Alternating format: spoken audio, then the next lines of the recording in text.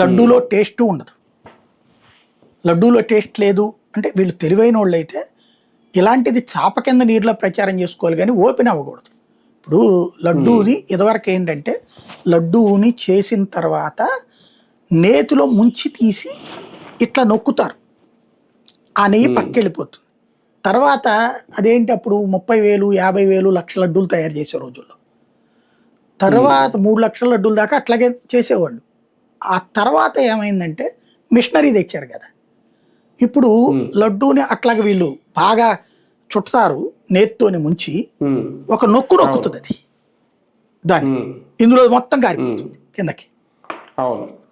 ఇది గారిపోగానే ఆ నెయ్యి మళ్ళీ అక్కడ ఉంటుంది అనమాట. అట్లాగా దానివలన ఎండినట్టు ఉంటుంది అది, అంటే అంత ఎక్కువ ఉండదు. అయితే వీళ్ళు వచ్చాక ఒక మంచి పని చేశారు, అలా కాకుండా దాన్ని నొక్కడం తగ్గించారు, తద్వారా కాస్త పచ్చిగా ఉంటుంది. ఇదివరకు లడ్డు గత 5 ఏళ్లలో నేను చూసినప్పుడు ఈ ఒరిజినల్ లడ్డు దగ్గరకు వచ్చేది 50 రూపాయల లడ్డు ఏదైతే ఉంటుందో దాంట్లో ఒక 2-3 రోజులకి పొడి పొడి అయ్యేది, అంటే ఎండినట్టు ఉండేది. దాని పేరు ఏమంటారు మన కళ్యాణం లడ్డు, అది మాత్రం ఇదిగానే ఉండేది 10 రోజులైనా 20 రోజులైనా సరే.